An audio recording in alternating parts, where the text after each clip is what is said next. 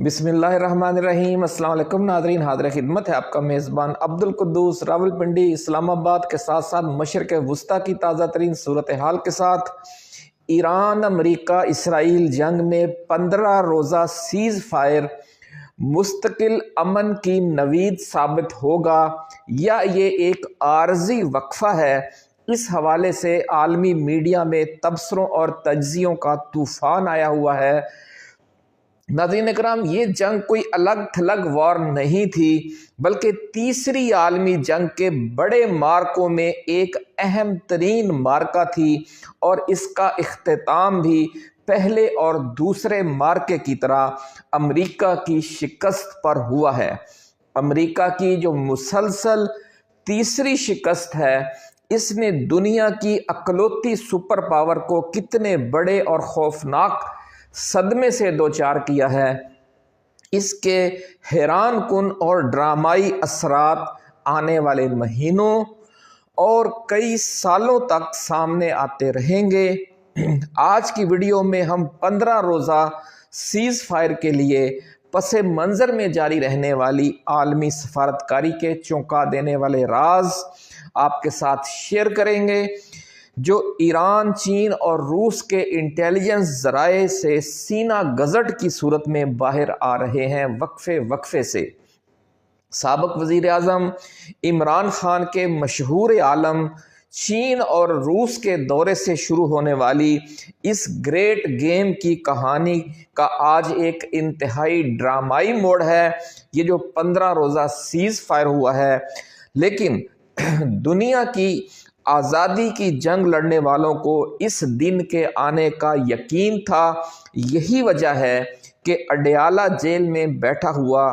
कैदी number 804 compromise करने पर तैयार नहीं हो रहा था, क्योंकि उसके ज़ाती इल्म में भी है और उसे यकीन कामिल भी है कि दुनिया बदलने वाली है और अमरीकी ग़ुलामी का आलमी शिकंजा और इसके ज़ोर पर दुनिया के मुख्तलिफ ममालिक में रजीम चेंज करने और अपनी कठपुतली हुकूमतें बनवाने का सिलसिला अब मज़ीद बहुत ज़्यादा अरसे तक बरकरार नहीं रखा जा सकेगा। नाज़रीन इकराम, क्या वाकई अमेरिका का ये घनाउना खेल ख़त्म हो गया है और इस बड़ी तब्दीली के आलमी सियासत और पाकिस्तान की सियासत पर इनकलाबी असरात सामने आने जा रहे हैं? ये एक्सक्लूसिव रिपोर्ट हम आज आपके साथ शेयर करेंगे और ये भी बताएंगे कि अमेरिका 48 घंटे का सीज़ फायर क्यों चाहता था और इसके पीछे इसकी क्या साजिश कार फरमा थी, लेकिन ईरान ने किस तरह अमेरिका की दीगर ब्लैकमेलिंग वाली शराइत के साथ साथ 48 घंटे के सीज़ फायर वाली गेम को भी कैसे वापस पलटा और 15 रोज़ा सीज़ फायर और चीन की गारंटी के ज़रिए मज़ाकरात की मेज़ पर भी ये जंग जीत ली। नाज़रीन इकराम, लम्हा ब लम्हा तब्दील होते रहने वाली, चौंका देने वाली मज़ाकरात की अंदरूनी कहानी हम आज की वीडियो में शेयर करेंगे और ये भी बताएंगे कि ये अमेरिका की मुसलसल तीसरी शिकस्त कैसे है और इन 3 शिकस्तों की वजह से 300-400 साल पुराना वर्ल्ड ऑर्डर किस तरह तब्दील होने जा रहा है। वीडियो नाज़रीन इंतहाई एक्सक्लूसिव और चौंका देने वाली है। इसकी तहलका खेज तफसीलात में जाने से पहले हम अपने नए आने वाले दोस्तों को याद दिलाना चाहते हैं कि जिन दोस्तों ने अभी तक इस चैनल को सब्सक्राइब नहीं किया, वो फ़ौरन इसे सब्सक्राइब कर लें और वीडियो को लाइक ज़रूर करें, क्योंकि इससे वीडियो की रीच बढ़ती है, और कमेंट्स भी ज़रूर किया करें, क्योंकि आपकी ये जो कोशिश है, आपकी जो ये ताउन है, और वीडियो अगर आपको पसंद आए तो दोस्तों के साथ शेयर भी करें। ये लाइक्स, कमेंट्स और शेयर करने वाला जो आपका ताउन है, ये चिराग से चिराग जलाने वाली बात है और यूं ही चिराग से चिराग जलाकर आप और हम ये जो मेन स्ट्रीम बिकाऊ मीडिया है उसके फैलाए हुए खौफ, मायूसी और नाउमीदी के अंधेरों को दूर कर सकते हैं। नाज़रीन इकराम, اب بات کرتے ہیں اس حوالے سے جو بہت بڑی ڈیولپمنٹ ہوئی ہے کہ عمران خان کا نئے عالمی اسٹریٹجک بلاک کے قیام میں اہم کردار کیا تھا۔ ایران، ترکی، ملائیشیا سے مل کر انہوں نے آغاز کیا، آپ کو یاد ہوگا، اور جب وہ اس حوالے سے ایک سربراہ اجلاس میں شرکت کے لیے مہاتیر محمد کی دعوت پر جا رہے تھے ملائیشیا، تو کس طرح سعودی عرب کے ولی عہد شہزادہ محمد بن سلمان کو بھڑکایا گیا باجوہ کی طرف سے اور امریکہ کی طرف سے اور انڈیا کی طرف سے کہ جناب پاکستان OIC سربراہ کانفرنس کو ہائی جیک کرنا چاہتا ہے، ان دو ممالک کے ساتھ مل کر ایک نیا گروپ تشکیل دے رہا ہے، عربوں کے خلاف ایک نئی سمجھ لے کہ طاقت اسلامی دنیا میں کھڑی کی جا رہی ہے، حالانکہ ایسی کوئی بات نہیں تھی۔ حقیقت میں یہ اس عالم اسلام کی ہی حقیقی آزادی کی جدوجہد کا ایک پہلا قدم تھا۔ اس قدم کے بعد جب عمران خان کو سعودی دباؤ پر وہاں جانے سے رک جانا پڑا، لیکن انہوں نے اپنے عزم اور حوصلے میں کمی نہیں آنے دی اور دلیل کے ساتھ بار بار رابطے کر کے سعودی ولی عہد کو بھی سمجھایا اور انہیں بھی قائل کیا کہ یہ جو وہ انیشیٹو لے رہے تھے وہ اس کا مقصد امریکہ کی غلامی سے عالم اسلام کو آزاد کروانا تھا۔ پھر ناظرین اس کے بعد آپ کو یاد ہوگا کہ پھر انہوں نے چین اور روس کا وہ مشہور عالم دورہ کیا جو ان کی جو حکومت ہے اس کے خاتمے کی بنیاد بن گیا۔ اس سے پہلے وہ پاکستان کے لیے J-10C طیارے بھی حاصل کر چکے تھے۔ یہ وہ طیارے ہیں جو پرویز مشرف نے ڈیل کی تھی اپنے آخری دور میں چین کے ساتھ، لیکن امریکی دباؤ کی وجہ سے نہ صدر زرداری کے پیپلز پارٹی کے 5 سالوں میں اور نہ میاں نواز شریف کے وزارت عظمیٰ کے 5 سالوں میں، یعنی پورے 10 سال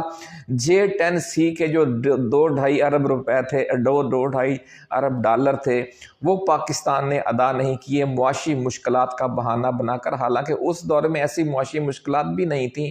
لیکن وجہ یہ تھی کہ امریکہ سے NOC نہیں مل رہا تھا۔ لیکن عمران خان چونکہ اس نئے اسٹریٹجک بلاک کا پاکستان کو بھی حصہ بنانے کا فیصلہ کر چکا تھا، جو دنیا کو حقیقی آزادی سے روشناس کرانے کا پہلا قدم تھا، تو اس لیے انہوں نے ان طیاروں کی خریداری کے حوالے سے جو پاکستان کے ذمہ پیسے تھے وہ ادا کر دیے۔ حالانکہ کرونا بحران تھا، پاکستان کی معیشت بہت مشکل میں تھی، لیکن خان نے فیصلہ کیا اور پھر الحمدللہ پاکستان کو یہ طیارے ملے۔ ہماری فضائیہ اس وقت تک ٹرینڈ ہو چکی تھی، جب پھر ہمیں ایک معرکہ درپیش ہوا انڈیا کے ساتھ، اور پھر ان طیاروں نے الحمدللہ وہ کردار ادا کیا کہ بھارت آج بھی اپنے زخم چاٹ رہا ہے۔ تو ناظرین اکرام، جب عمران خان ماسکو پہنچے تو اسی روز روس نے یوکرین پر حملہ کر دیا۔ یہ گویا جو امریکہ کی سپر پاور حیثیت ہے دنیا میں، اس کے خلاف پہلی جنگ تھی، پہلا معرکہ تھا جو روس نے یوکرین میں لڑا، کہ وہ یوکرین کو نیٹو بلاک کا حصہ بنا کر روس کو بالکل سمجھ لیں کہ روس کے سر پر بیٹھنا چاہ رہے تھے، اور یہ جو دنیا پر غلبہ تھا اس کو مکمل کرنا چاہ رہے تھے۔ تو روس نے پری ایمپٹیو سٹرائک کیا، یعنی ایک دفاعی جارحیت کا ارتکاب کیا اور یوکرین پر حملہ کر دیا۔ پھر پورا یورپ اور امریکہ مل کر روس کو اس جنگ میں شکست دینے کے لیے یوکرین کی سرپرستی کرتے رہے۔ 400-500 ارب ڈالر ناظرین اب تک یوکرین جنگ پر امریکہ اور یورپ خرچ کر چکے ہیں، اور تھک ہار کر انہوں نے یہ سلسلہ روس کو یوکرین جنگ میں ہرانے کی جو سوچ تھی اس سے پیچھے ہٹ گئے ہیں۔ یہ پہلی جنگ ہے جس میں امریکی بلاک کو یا امریکہ کو شکست ہوئی۔ دوسرا معرکہ ناظرین، پاکستان جو ہے وہ اسٹریٹجک پارٹنر ہے چین کا، اور انڈیا جو ہے، بھارت جو ہے وہ اسٹریٹجک پارٹنر ہے اسرائیل اور امریکہ کا۔ تو پھر یورپ سے بھی اس نے جو رافیل طیارے لیے ہوئے تھے، امریکہ کی بھی انہیں سرپرستی حاصل تھی۔ ایک بار پھر امریکی بلاک اور جو نیا اسٹریٹجک بلاک ہے جس میں چین بھی شامل ہے وہ مد مقابل آئے۔ دونوں کی جو اسلحہ اور ٹیکنالوجی اور جنگی حکمت عملی کا مقابلہ ہوا۔ यूक्रेन में पहली शिकस्त हुई अमेरिका को, और फिर इस जंग में जो अमेरिकी स्ट्रेटजिक पार्टनर है, जब इंडिया को शिकस्त हुई तो यूँ समझ लें कि आलमी सतह पर जो अमेरिकी बुलाक है उसको शिकस्त हुई, और चीन को फतह हुई और पाकिस्तान को फतह नसीब हुई अल्हम्दुलिल्लाह। बाकी सारी कहानी आपके पास, आप जानते हैं, तफसील में जाएंगे, वीडियो लंबी होगी। 2 मार्के एंटी अमेरिका ब्लॉक जीत चुका था। ये तीसरा मार्का था जिसमें ईरान को शुमाली कोरिया, चीन और रूस की सपोर्ट हासिल थी, और अमेरिका को इंडिया, इसराइल और अमारात की सपोर्ट हासिल थी। फिर यूक्रेन भी जंग में शामिल हो गया,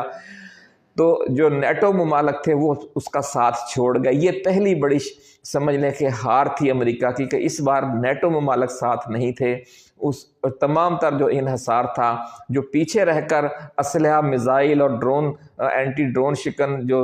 ड्रोन शिकन जो सिस्टम्स थे फराहम कर रहे थे, वो इंडिया और यूक्रेन थे, और जो मैदान में जंग लड़ रहे थे वो अमेरिका और इसराइल और अमारात थे, और बाकी मजबूरी के आलम में कुवैत और बहरीन भी लड़ रहे थे। यूं नाज़रीन, उन्होंने ये सोचा था कि 3-4 दिन में हम इतने खौफनाक हमले करेंगे कि बिल्कुल पिया पांचा कर देंगे। उन्होंने किया भी। उनकी जो मरकजी क़यादत है, आयतुल्लाह अली ख़ामनाई शहीद भी हुए, सारी बड़ी बड़ी जो शख्सियात थी उन्होंने अपनी जानें कुर्बान की। 4-5 हज़ार ईरानी अब तक शहीद हो चुके हैं। इतनी बड़ी कुर्बानी देने के बावजूद फिर ईरान ने जिस अंदाज में ये जारहाना दिफा किया कि इसराइल पर भी हमले किए, अरब ममालक पर भी हमले किए, और सबसे बड़ी कर ये कि आबनाए हुर्मुज़ बंद कर दी, और 2-3 कोशिशें की। 2-3 दफ़ा बहरी बेड़े करीब आने की उन्होंने कोशिश की आबनाए हुर्मुज़ के, तो ईरानियों ने ऐसे मिसाइल, सैकड़ों मिसाइल और ड्रोन दागे कि उन्हें वापस जाना पड़ गया। फिर खारक जजीरा जो है उस पर कब्ज़ा करने की कोशिश की, अबू मूसा पर कब्ज़ा करने की कोशिश की, ताकि किसी तरीके से ईरान के साथ बारगेनिंग पोजीशन में आया जाए। लेकिन ईरानियों ने ये भी कामयाबी हासिल नहीं होने दी। यूं अब जब ये 15 रोज़ा सीज़ फायर हुआ है, तो ये आलमी जो तीसरी आलमी जंग का ये तीसरा मार्का है जिसमें अमेरिका को शिकस्त हुई है। यानी वो अपनी शिकस्त इन मानों में हुई है कि इन तीनों जंगों में अमेरिकी अपनी जो बालादस्ती है वो मनवा नहीं सके, ना यूक्रेन जंग में, ना पाक भारत जंग में, और न ही इस ईरान जंग में। तो यूं नाज़रीन हम ये कह सकते हैं कि ये इससे अमेरिका की तीसरी शिकस्त है, क्योंकि वो अकलौती सुपर पावर थी। अब वो जो अकलौती सुपर पावर वाला अमेरिका का स्टेटस है वो आज से ख़त्म हो गया है। इसलिए हम ये कह सकते हैं कि जो खेल था उनका घिनौना खेल, पूरी दुनिया को अपने पंजाए इस्तबदाद में रखने का, उसका अब खात्मा बिल खैर हो गया है। नाज़रीन, दुनिया में जहाँ जहाँ भी अमेरिका ने ज़ोर ज़बरदस्ती, धौंस धांधली से रजीम चेंज कर रखे हैं या अपनी कठपुतली हुकूमतें बिठा रखी हैं, उन तमाम ममालक में इस वाक़े की वजह से जो आज हुआ है 15 रोज़ा सीज़ फायर वाला, एक ज़लज़ला आया हुआ है, और पाकिस्तान भी उनमें शामिल है, क्योंकि यहाँ भी इमरान खान की जो हुकूमत थी वो इसलिए बाजवा ने ख़त्म करवा दी थी कि वो समझता था कि जो अमेरिका अकलौती सुपर पावर है, अगर मैंने अमेरिका का हुक्म ना माना जो साइफर के ज़रिए आर्डर आया था, तो फिर ना जाने मेरा और पाकिस्तान का बनेगा क्या। लेकिन आज क्या है, आज अमेरिका जो ज़बरदस्ती अगर वो ईरान को ज़बरदस्ती मजबूर नहीं कर सका, अगर वो यूक्रेन के ज़रिए रूस को मजबूर नहीं कर सका, इसका मतलब यह है कि वो अब अकलौती सुपर पावर नहीं है। अगर अपनी टेक्नोलॉजी की सपोर्ट के ज़रिए चीन के साथ मिलकर J-10C तैयारों और F-17 थंडर जो दोनों चीनी ताउन से हासिल होने वाले तैयारे हैं, उनको वो मात नहीं दे सका अमेरिका इंडिया के साथ मिलकर अपने स्ट्रेटजिक पार्टनर के साथ, तो इसका मतलब यह है कि दुनिया के 3 बड़े मार्कों में अमेरिकी टेक्नोलॉजी, अमेरिकी हिकमत अमली, अमेरिकी जो मार्शल प्लान है वो फेल हो गए हैं। मुसलसल तीसरी बार नाकामी हुई है। इसलिए अब वो जिस मुल्क से ये कहेंगे कि आप यहाँ से या रजीम चेंज करें, तो वो अगर उसमें दमखम होगा, वो कौम फौज सब इकट्ठे होंगे, जुर्रत रखते होंगे, तो वो रजीम चेंज से इनकार कर देंगे। और इसके साथ साथ जो कहिए अब जो खौफ और हवा था अमेरिका का वो ख़त्म हो गया है। इसलिए जहाँ जहाँ रजीम चेंज हो चुका है, یا امریکی کٹھ پتلی حکمران بیٹھے ہیں ان کے خلاف عوامی تحریکیں بھی شروع ہو جائیں گی۔ یہ ایک فطری رد عمل ہوگا اس واقعے کا۔ ناظرین کرام، امریکہ کے عالمی غلبے کے خاتمے کے لیے اب مستقبل قریب میں یہ جنگ کیسے آگے بڑھے گی، مزید یہ جنگ کیسے لڑی جائے گی، دنیا کے کون کون سے ممالک اس جنگ کا کس کس حیثیت میں حصہ ہوں گے، یہ ساری پلاننگ جو ہے یہ عمران خان کے ذاتی علم میں تھی۔ اس لیے وہ سب سے پہلے اس جنگ کا علم بلند کرنے والے لیڈر بنے اور امریکہ کو ایبسولیوٹلی ناٹ کہا، جس کا یہ تصور بھی نہیں کر سکتے تھے ہمارے جو اردلی وزیر اعظم ہیں شہباز شریف، اور وہ جناب اتنی خوشامد کر رہے تھے ٹرمپ کی۔ آپ کو یاد ہوگا کہ اس کی خوشامد کرتے ہوئے اس کو سیلوٹ بھی کیا ایک دنیا کے سمجھ لیں کہ پریس کانفرنس کے دوران، جو کسی ملک کے سربراہ کو زیب نہیں دیتا تھا، حکومت کے سربراہ کو، اور اس کے ساتھ ساتھ امن کے نوبل انعام کے لیے بھی انہیں کہا جی ہم آپ کو نامزد کرتے ہیں۔ اس ٹرمپ کو جس نے ایران پر جنگ مسلط کی، جس نے غزہ پر جنگ مسلط کی، اس کو آپ نوبل امن انعام دینا چاہ رہے ہیں، جو ہزاروں بے گناہوں کے سویلین ٹارگٹس کے، عام شہریوں کے، بچوں کے، عورتوں کے وہ قاتل ہیں۔ ناظرین کرام، عمران خان جانتا ہے کہ پاکستان کے کٹھ پتلی حکمران جو ہیں وہ امریکی طاقت کے زور پر بیٹھے ہیں۔ جس روز امریکہ کی طاقت یہ جو باقی نہیں رہے گی، یہ حکمران بھی آندھی میں تنکوں کی طرح اڑ جائیں گے، اور وہ وقت آن پہنچا ہے جس کا سب کو انتظار تھا۔ اس لیے اپنی پارٹی توڑ پھوڑ دیے جانے کے باوجود عمران خان کمپرومائز نہیں کر رہا تھا اور نہیں کر رہا ہے، اور عوام کی اکثریت کے اعتماد کو ہی اپنا اصل اثاثہ سمجھتا ہے۔ اسے کمپرومائزڈ لیڈرشپ کی، لوٹا سیاست کی کوئی پرواہ نہیں ہے، کیونکہ وہ سمجھتا ہے کہ آخر کار جو مجھے آخری جنگ یا آخری معرکہ لڑنا ہے پاکستان کی حقیقی آزادی کا، وہ میں نے اپنے عوام، پاکستانی قوم کی مدد سے لڑنا ہے، اور پاکستانی قوم آج بھی عمران خان کے ساتھ کھڑی ہے۔ ناظرین، اب پاکستان کی سیاست میں امریکہ اور متحدہ عرب امارات جیسے ممالک کا کردار تیزی سے کم ہوگا، اور چین، روس، ایران، سعودی عرب اور ترکی کا کردار تیزی سے بڑھے گا، جو نیا اسٹریٹجک بلاک ہے، جو ہمارے عالم اسلام کا بھی مستقبل ہے، ایشیا اور افریقہ کا بھی مستقبل ہے، گلوبل ساؤتھ کا بھی مستقبل ہے۔ اس وجہ سے ناظرین، ہماری اسٹیبلشمنٹ کو بھی اب عمران خان کے بارے میں اپنی پالیسی تبدیل کرنی پڑے گی، اور اس کی جو پہلی جھلک ہے وہ آج آپ نے دیکھ لی کہ بیرسٹر سلمان صفدر سے کپتان کی ملاقات کروا دی گئی ہے۔ ناظرین کرام، امریکہ نے کیا گیم بنائی ہوئی تھی، تھوڑا سا اب یہ سن لیں پھر آگے بڑھیں گے۔ امریکہ نے ایران کے خارق جزیرے پر قبضہ کر کے، جہاں سے اس کی 90% تیل کی برآمدات ہوتی ہیں، خارق جزیرہ، اس پر قبضہ کر کے، یا جو بالکل آبنائے ہرمز کے سامنے ایک جزیرہ ہے جس پر اگر آپ قبضہ کر لیں تو پھر آپ آبنائے ہرمز کو بلاک کر سکتے ہیں، اس کا نام ہے ابو موسیٰ۔ یہ متحدہ عرب امارات اور ایران کے ساحل کے بالکل عین درمیان میں ہے، خلیج فارس کے دروازے کے سامنے۔ تو ناظرین اکرام، ان دو جزائر کو اپنے قبضے میں لے کر امریکہ بارگیننگ چپ کے طور پر استعمال کرنا چاہتا تھا، لیکن ایرانی حملوں کی وجہ سے خلیجی ممالک میں جو امریکی فوج تھی ان اڈوں سے نکل کر وہ ہوٹلوں میں اور دوسرے ایک سویلین کی ڈھال بنا کر، جو شہریوں کو ڈھال بنا کر وہ بکھری ہوئی تھی۔ ایران مسلسل حملے کر کے، اور جو امریکی بحریہ تھی وہ بھی آبنائے ہرمز کے 1-2 دفعہ قریب آئی، لیکن ایران نے حملے کر کے اسے بھی پسپا کر دیا، وہ بھی خلیج عمان سے پیچھے بحیرہ عرب کی طرف اور بحر ہند کی طرف پسپا ہو گئی۔ یہ سارا ہم اپنی ویڈیوز میں آپ کو بتا چکے ہیں۔ ایران مسلسل حملے کر کے امریکہ کو از سر نو صف بندی نہیں کرنے دے رہا تھا، اس لیے امریکہ نے یہ گیم سوچی کہ 48 گھنٹے کا ایک سیز فائر کر لیا جائے، اور اس سیز فائر کے دوران تیزی سے ہم اپنی صف بندی کر لیں، کیونکہ مسلسل جو ایرانی میزائلوں اور ڈرونز کا جو خطرہ تھا اس کی وجہ سے وہ سیز فائر اور نئی صف بندی کے دوران اس کے ہزاروں فوجیوں کا نقصان ہو سکتا تھا۔ اس لیے انہوں نے کہا کہ یہ 48 گھنٹے کا سیز فائر کر لیں اور اس دوران اپنی نئی صف بندی کر کے بالکل جارحانہ پوزیشن میں آ جائیں، اور جو ہی پھر 48 گھنٹے ختم ہوں ہم دونوں جزائر جو خارگ اور ابو موسیٰ جزائر ہیں ان پر حملے کے لیے انہیں وقت مل جائے۔ لیکن ایران اس ٹریپ میں نہیں آیا اور میدان جنگ میں جیتی ہوئی جنگ کو مذاکرات کی میز پر ہارنے سے بچ گیا، اور اس وقت تک سیز فائر پر تیار نہیں ہوا کہ جب تک امریکہ نے عملاً اپنی شکست تسلیم نہیں کر لی اور جو ایران کی اہم ترین شرائط تھیں